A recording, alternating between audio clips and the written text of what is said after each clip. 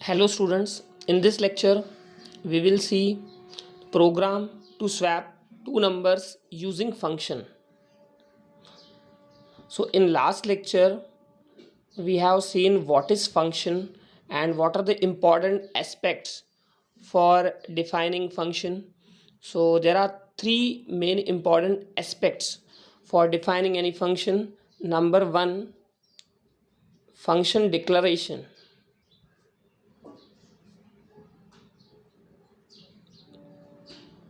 Number two, function definition.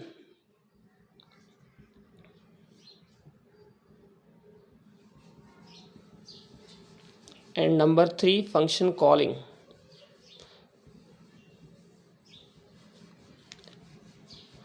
तो कोई भी जब हम फंक्शन डिफाइन करेंगे तो ये तीन पैरामीटर्स बहुत इंपॉर्टेंट है. फंक्शन डिक्लेरेशन, ये three elements, function declaration, function definition and function calling. अब फंक्शन डिक्लेरेशन और फंक्शन डेफिनेशन और फंक्शन कॉलिंग का सिंटेक्स क्या है मैं ये बता देता हूँ. लास्ट लेक्चर मैंने बताया था डिटेल में कि फंक्शन डिक्लेरेशन के समय कंपाइलर को पता चल जाता है कि प्रोग्राम में कौन सा फंक्शन है, उनका रिटर्न टाइप क्या है, फंक्शन का नेम क्या है, पैरामीटर्स क्या है. तो उसका सिंटेक्स भी कुछ इसी तरीके से है. सबसे पहले return type of function. Return type मतलब कौन से टाइप की वैल्यू फंक्शन रिटर्न करेगा. Then function name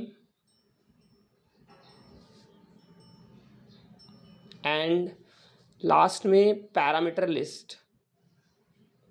then semicolon. तो यहाँ पर सेमीकोलन दे दिया मतलब ये हो गया डिक्लेरेशन. यहाँ पर सिर्फ हम फंक्शन का नेम, उसका रिटर्न टाइप, कौन से टाइप की वैल्यू रिटर्न करेगा और कौन से टाइप के पैरामीटर्स पास करेंगे वो आएगा. नेक्स्ट जो है फंक्शन डेफिनेशन. फंक्शन डेफिनेशन में फंक्शन की बॉडी को हम डिफाइन करते हैं. मीन्स यहाँ पर क्या आएगा, सबसे पहले जो फंक्शन डिक्लेरेशन में हमने लिखा है वो एज इट इज सेमीकोलन हटा के बॉडी ऑफ द फंक्शन आएगा. मीन्स यहाँ पर आएगा return type, then function name, arguments जो भी है यहाँ पर एज इट इज लिखना है फंक्शन नेम. देन यहाँ पर स्टेटमेंट्स, ओपनिंग ब्रेसेस और क्लोजिंग ब्रेसेस के अंदर हम लिखेंगे स्टेटमेंट. तो जो हम स्टेटमेंट लिखेंगे वो स्टेटमेंट्स एग्जीक्यूट होती है जब फंक्शन कॉल होता है. अब क्वेश्चन अराइज होता है फंक्शन को कॉल कैसे करते हैं. तो मेन फंक्शन से हम फंक्शन को कॉल करते हैं और फंक्शन को कॉल करने का वे है फंक्शन का नेम लिखते हैं और कौन से जो वैल्यूज़ पास करनी है वो कौन से वेरिएबल्स में स्टोर है या वो वैल्यूज़ पास करते हैं यहाँ पर. तो यहाँ पर लिस्ट ऑफ एक्चुअल पैरामीटर्स आएगा.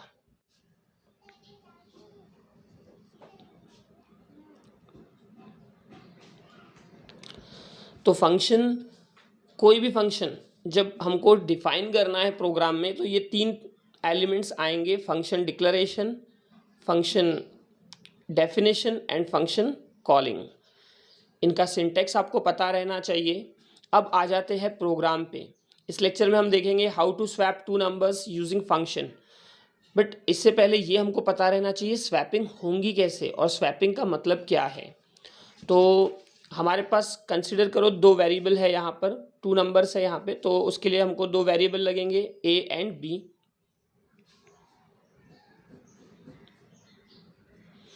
अब यहाँ पर क्या होना चाहिए, ये जब हम ऑपरेशन परफॉर्म करेंगे यहाँ पर ए में वैल्यू और बी में कुछ वैल्यू स्टोर रहेंगी. सपोज ए में स्टोर है 10 और बी में 20 वैल्यू असाइन की है. ठीक है, ए में स्टोर है वैल्यू 10 और बी में 20. अब आफ्टर स्वैपिंग क्या होना चाहिए, ए में 20 आना चाहिए, बी में 10 आना चाहिए. तो डायरेक्टली हम एक्सचेंज करेंगे तो पॉसिबल नहीं होगा. बी की वैल्यू ए में असाइन करेंगे तो ए में 20 आ जाएगा, फिर ए की वैल्यू बी में नहीं जा सकती. तो प्रॉपर करेक्ट तरीके से स्वैपिंग करना है तो अलग अलग वे है. सबसे सिंपलेस्ट वे है कि टेम्पररी वेरिएबल का यूज़ करके स्वैपिंग परफॉर्म करना. तो हम क्या करेंगे, एक टेम्पररी वेरिएबल यूज़ करेंगे टी प्रोग्राम में. तो यहाँ पर एक टेम्पररी वेरिएबल यूज़ करेंगे जिसको नेम दे देते हैं टी. ठीक है, तो यहाँ पर प्रोग्राम में हमने क्या किया, एक यहाँ पर ए वेरिएबल, एक बी और एक टी वेरिएबल. यूज़र से हम ए और बी की वैल्यू रीड करेंगे, रिसीव करेंगे और वो वेरिएबल में स्टोर कराएंगे. अब हमको क्या करना है, यहाँ पर सबसे पहले स्वैपिंग के बाद ए में 20 आना चाहिए, बी में 10 आना चाहिए। तो हमको क्या करना पड़ेगा, पहले जो ए में वैल्यू है वो टी में असाइन करेंगे। तो कैसे असाइन करेंगे, टी इक्वल्स टू ए लिखेंगे। इसका मतलब क्या होगा, ए की वैल्यू टी में असाइन होंगी। तो क्या होगा यहाँ पर इस स्टेप में, जब ये इंस्ट्रक्शन एग्जीक्यूट होंगी तो यहाँ पर ए में 10 ही रहेगा, टी में क्या असाइन हो जाएगा, ए की वैल्यू मतलब 10,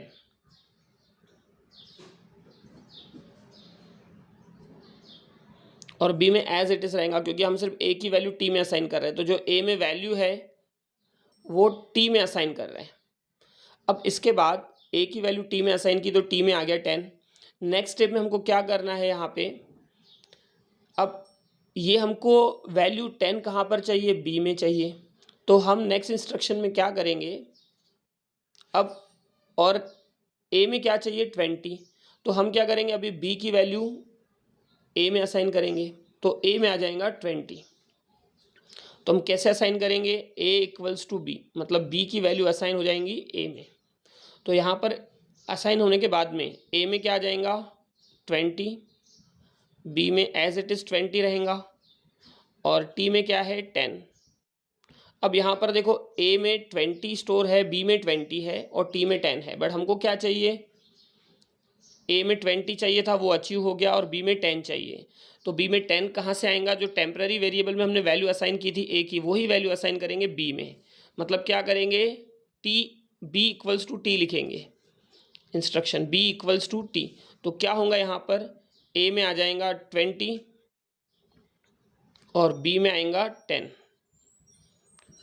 ए में तो 20 है, बी इक्वल्स टू टी लिखा मतलब टी की वैल्यू असाइन होंगी बी में, तो 10 आ गया बी वेरिएबल में, टी की वैल्यू असाइन की बी में। तो ए में 20 आ गया, बी में 10 आ गया। अब इसको हमको डिस्प्ले करना पड़ेगा स्क्रीन पे।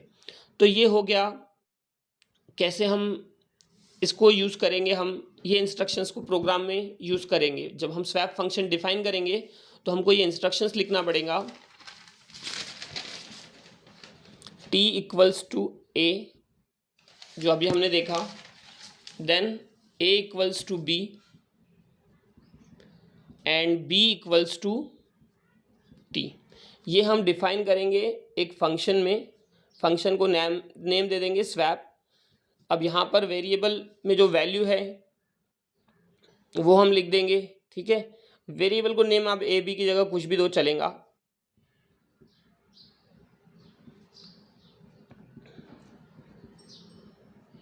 ठीक है, और यहाँ पर ये होने के बाद स्वैपिंग का कोड होने के बाद हम यहाँ पर एक रिजल्ट लिखेंगे आफ्टर स्वैपिंग, ए में क्या वैल्यू स्टोर है, बी में क्या है, या फर्स्ट नंबर में क्या स्टोर है और सेकंड नंबर में क्या स्टोर है। तो इस तरीके से हम स्वैपिंग का कोड लिखेंगे। ये तो हो गया स्वैप फंक्शन डिफाइन कैसे करेंगे।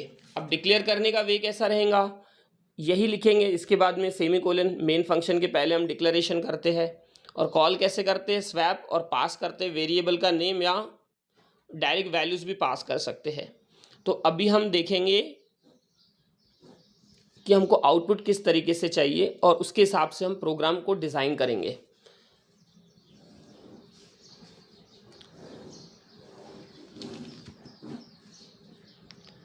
सबसे पहले मैसेज आना चाहिए स्क्रीन पर, enter the values of A and B, enter the values of, यहाँ पर ए एंड बी की जगह मैं एम एंड एन लिखता हूँ क्योंकि ये फंक्शन में ए और बी यूज़ कर रहे हैं, बट एक्चुअल वैल्यू हम एम और एन ले लेते हैं। Enter the values of M and N, ठीक है। तो स्क्रीन पर मैसेज क्या डिस्प्ले होगा, ये मैसेज डिस्प्ले हो गया, enter the values of M and N. अब यूज़र ने इंटर किया 10 स्पेस देके 20, तो ये वैल्यू असाइन होनी चाहिए। फर्स्ट जो वेरिएबल m है उसमें असाइन होनी चाहिए 10 और n में असाइन होंगी 20। अब क्या होगा, अब हमको बताना है एग्जीक्यूशन से पहले, स्वैपिंग करने के पहले, बिफोर स्वैपिंग a में क्या स्टोर है, और सॉरी m में क्या स्टोर है और n में क्या स्टोर है। तो इसको हम डिस्प्ले करेंगे, m equals to 10 and n equals to 20, ठीक है। एंड आफ्टर स्वैपिंग ये हो गया, फिर बिफोर स्वैपिंग हमने डिस्प्ले कर दिया जो m और n में स्टोर है। अब स्वैप फंक्शन को कॉल करेंगे और आफ्टर स्वैपिंग का रिजल्ट लिखेंगे, आफ्टर स्वैपिंग क्या आना चाहिए, m equals to 20 and n equals to 10। तो इस तरीके से आउटपुट आना चाहिए। ये नेक्स्ट लाइन पे लाना है तो वैसा भी कर सकते हैं, जैसा हमको आउटपुट जिस वे से हम डिस्प्ले करना चाहते हैं वैसे हमको इंस्ट्रक्शन में लिखना पड़ेगा /n वगैरह। तो हमको आउटपुट इस तरीके से चाहिए। तो इम्पॉर्टेंट पार्ट क्या है, पहले तो आपको इम्पॉर्टेंट जो एलिमेंट्स है उसके बारे में नॉलेज रहना चाहिए। स्वैपिंग परफॉर्म करना है बट सबसे पहले फंक्शंस के बेसिक पता रहना चाहिए, फंक्शंस में कौन से एलिमेंट्स आते हैं, उनके सिंटेक्स क्या है। देन उसके बाद में स्वैपिंग परफॉर्म करना है तो स्वैपिंग होंगी कैसे दो नंबर्स के बीच में, वो ठीक है, how to swap two numbers, ये प्रोसेस पता रहना चाहिए। तो मैंने बताया था इस तरीके से हम फंक्शन को डिफाइन करेंगे। अब आउटपुट हमको इस तरीके से चाहिए।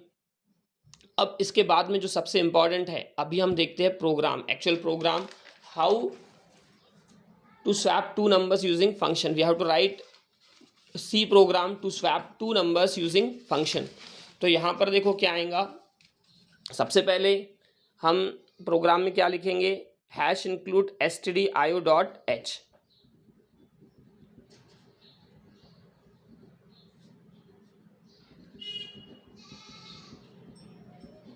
ठीक है, ये क्यों यूज़ कर रहे हैं, क्योंकि printf scanf यूज़ करेंगे हम प्रोग्राम में, तो वो डिफाइंड है लाइब्रेरी में, stdio.h लाइब्रेरी में डिफाइन है। नेक्स्ट फंक्शन को डिक्लेयर करना है तो फंक्शन का रिटर्न टाइप वॉइड, फंक्शन का नेम हमने डिसाइड किया स्वैप, और नंबर इंटीजर टाइप के रहेंगे। फर्स्ट वेरिएबल सपोज a है, सेकंड वेरिएबल b। ठीक है, ये हो गया फंक्शन का डिक्लेरेशन। ठीक है, अगर जो आपको यहाँ पे समझने के लिए लिखना है तो चलो मैं यहाँ पे लिखता हूँ, ये हमने क्या किया, फंक्शन को डिक्लेयर किया। ठीक है, अब नेक्स्ट, अब ये हो गया डिक्लेरेशन। अब नेक्स्ट हम मेन फंक्शन यहाँ पर लिखेंगे।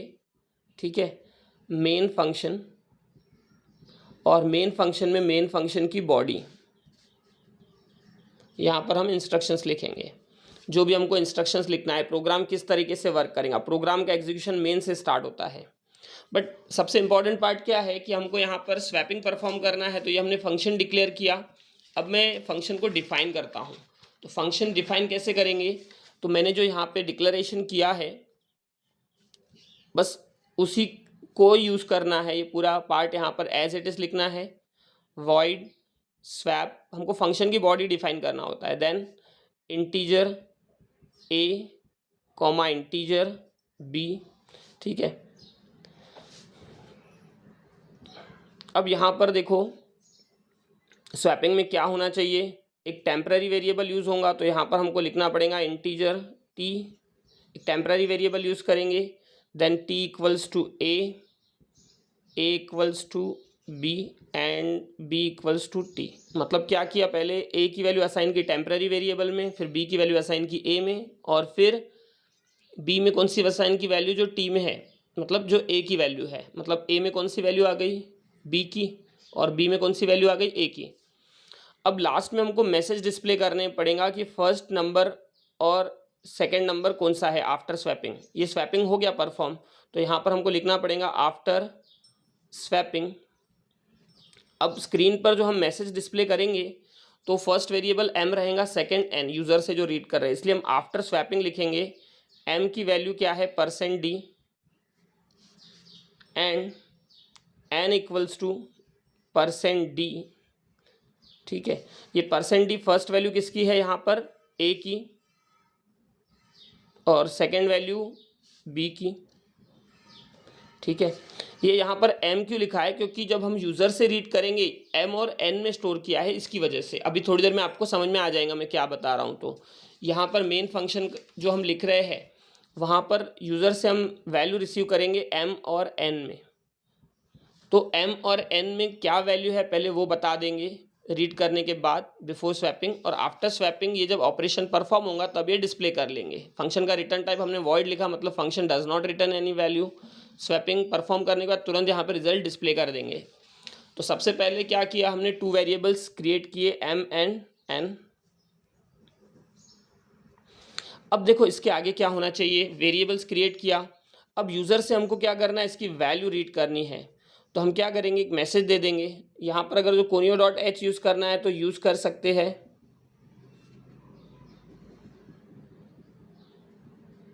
इधर हम लिख देंगे CLR SCR। ठीक है, अब हमको यहाँ पर क्या करना है, सबसे पहले यूज़र को एक मैसेज देना है। तो प्रिंट एफ स्मॉल केस में आएगा पूरा फंक्शन, मैसेज डिस्प्ले करेंगे inter the values of M and N, inter the values of M and N। अब यूज़र ने जो वैल्यूज़ बताई वो कहाँ पर स्टोर करनी है, वेरिएबल M और N में। तो फर्स्ट वैल्यू M में स्टोर होनी चाहिए और सेकंड वैल्यू N में स्टोर होनी चाहिए। तो M%M कॉमा M%N, तो फर्स्ट वैल्यू M में स्टोर होंगी और सेकंड वैल्यू N में स्टोर हो जाएंगी। अब इसके बाद क्या होगा, फर्स्ट वैल्यू M में स्टोर हो गई, सेकंड वैल्यू N में स्टोर हो गई। अब इसके बाद हमको स्क्रीन पर मैसेज डिस्प्ले करना है बिफोर स्वैपिंग,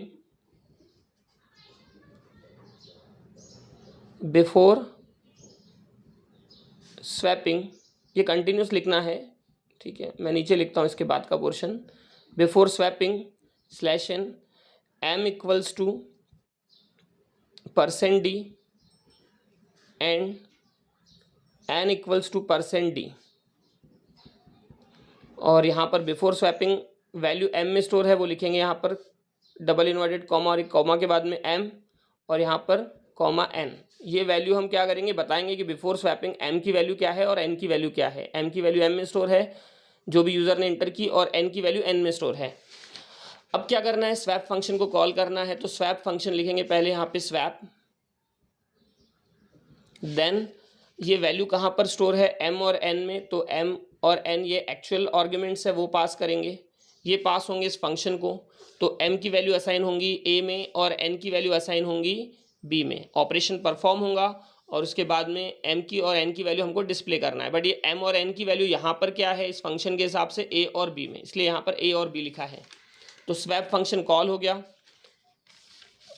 स्वैपिंग हो गई और रिजल्ट डिस्प्ले होगा आफ्टर स्वैपिंग M की वैल्यू और N की वैल्यू क्या है। यहाँ तक के हो गया। फिर वापस से जब ये एग्जीक्यूशन कंप्लीट होगा तो कंट्रोल ट्रांसफ़र होगा मेन फंक्शन में। ये स्वैप फंक्शन जहाँ पर कंप्लीट हुआ इसके बाद का पोर्शन एग्जीक्यूट होगा। अब स्वैपिंग हमारी परफॉर्म हो चुकी है।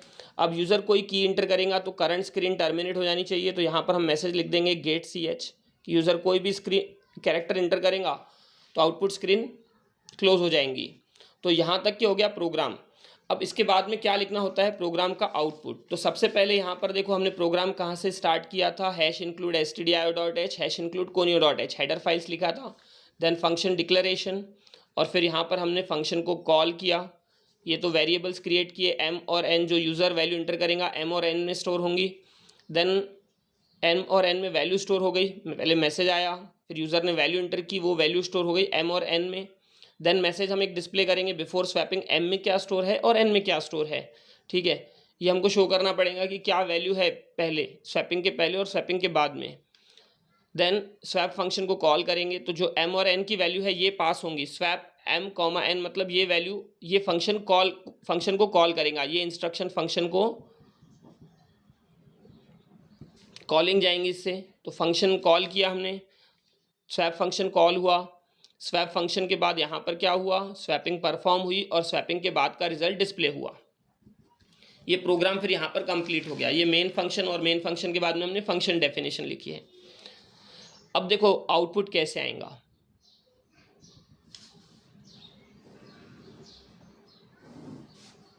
प्रोग्राम का एग्जीक्यूशन स्टार्ट होता है फंक्शन मेन से। तो सबसे पहले CLR SCR है, मतलब स्क्रीन क्लियर हो जाएंगी। देन इंटीजर M, N मतलब यहाँ पर वेरिएबल अलोकेट हो जाएगा, एक M के लिए और एक N के लिए। Then printf enter the values of M and N, ये मैसेज स्क्रीन पर डिस्प्ले हो जाएगा, enter the values of M and N, ये स्क्रीन पर मैसेज डिस्प्ले हुआ। यूज़र इंटर करेगा two values, suppose 10 and 20, space देके 20। देन ये इंस्ट्रक्शन जब एग्जीक्यूट होंगी scanf %d जो फर्स्ट वैल्यू स्टोर होंगी M के एड्रेस पे, सेकंड N के एड्रेस पे। तो ये 10 स्टोर होगा M में और 20 स्टोर होगा N में। इसके बाद क्या होगा यहाँ पर, ये इंस्ट्रक्शन नेक्स्ट इंस्ट्रक्शन एग्जीक्यूट होंगी, स्क्रीन पर मैसेज आएगा बिफोर स्वैपिंग स्लैशन है पहले, तो कर्सर न्यू लाइन पे जाएगा, देन बिफोर स्वैपिंग मैसेज आएगा, देन कर्सर नेक्स्ट लाइन पे जाएगा, m की वैल्यू क्या है वो डिस्प्ले होंगी, m इक्वल्स टू %d, ये किसकी वैल्यू है m की, तो m में क्या स्टोर है 10 एंड n इक्वल्स टू 20। ठीक है, देखो मैसेज था before swapping colon then m equals to m की value and n equals to n की वैल्यू, तो ये वैल्यू काय में स्टोर है m और n में, तो फॉर्मेट स्पेसिफायर इंटीजर के लिए %d। तो यहाँ पर देखो बिफोर स्वैपिंग m और n की वैल्यू डिस्प्ले की, अब स्वैप फंक्शन कॉल होगा, स्वैप फंक्शन कॉल हो गया,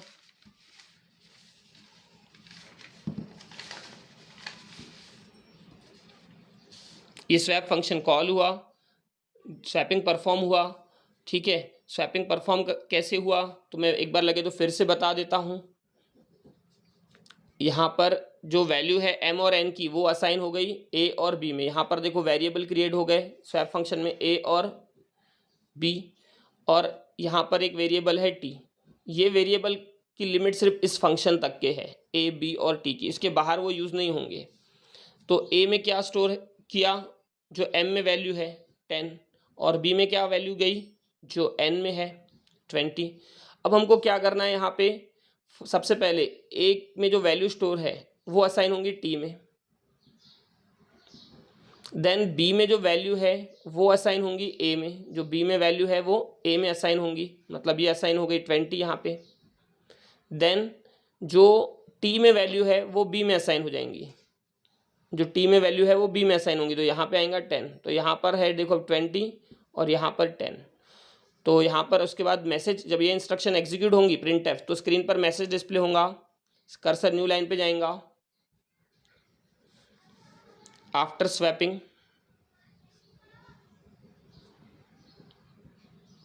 m इक्वल्स टू %d, ये %d किसकी वैल्यू है जो a में स्टोर है, a में क्या स्टोर है अभी 20, and n equals to %d, इसमें कौन सी वैल्यू है b की, तो b में क्या स्टोर है यहाँ पे 10। ठीक है, मैसेज में ये डिस्प्ले होगा m equals to %d, but %d मतलब यहाँ पर a की वैल्यू वो क्या है 20 और b में क्या वैल्यू है 10। तो देखो ये हो गया आउटपुट, इस तरीके से आपको प्रोग्राम लिखना पड़ेगा। तो ये जो स्वैपिंग ऑफ टू नंबर्स है इसका हो गया प्रोग्राम। सेम इसी टाइप से और भी प्रोग्राम आ सकते हैं, जैसे टू नंबर्स का एडिशन का program, swap add two numbers using function, या multiply two numbers using function, या आइडेंटिफाई नंबर इज प्राइम और नॉट। ठीक है, find the greatest common divisor and least common multiplier, GCD and LCM। तो सिर्फ problem का logic आपको पता रहना चाहिए, वे सेम है। सबसे पहले इंपॉर्टेंट पार्ट है कि आपको 3 एलिमेंट्स का नॉलेज रहना चाहिए जो कोई भी फंक्शन डिफाइन करते समय आपको लगता है। एक है फंक्शन डिक्लेरेशन, नेक्स्ट है function calling, function definition and function calling. इनका अगर जो आपको सिंटेक्स पता है और प्रोग्राम का लॉजिक पता है आपको, तो आप इजीली प्रोग्राम को इम्प्लीमेंट कर सकते हैं। सिर्फ आपको डिसाइड करना पड़ेगा इंस्ट्रक्शन किस वे से एग्जीक्यूट होना चाहिए। तो ये 3 इंपॉर्टेंट एलिमेंट्स हैं, इनके सिंटेक्स पता रहना चाहिए, तो कोई भी प्रोग्राम आप इजीली इम्प्लीमेंट कर सकते हो। आपको लॉजिक पता रहना चाहिए इसके अलावा। तो ये लेक्चर में हमने देखा फंक्शन पर बेस्ड प्रोग्राम। इसको हम जो अभी मैंने प्रोग्राम बताया इसको हम कॉल बाय वैल्यूज़ भी बोलते हैं। कॉल बाय वैल्यू मतलब उस वैल्यूज़ जो है किसी फंक्शन को कॉपी हो रही और फिर वहाँ पर हम उसमें वैल्यूज़ को चेंज कर रहे हैं और वैल्यूज़ के ऊपर ऑपरेशन परफॉर्म कर रहे हैं। ठीक है, तो कॉल बाय वैल्यू का प्रोग्राम है ये। ठीक है, तो ये हमने इस लेक्चर में देख लिया फंक्शन पर बेस्ड प्रोग्राम।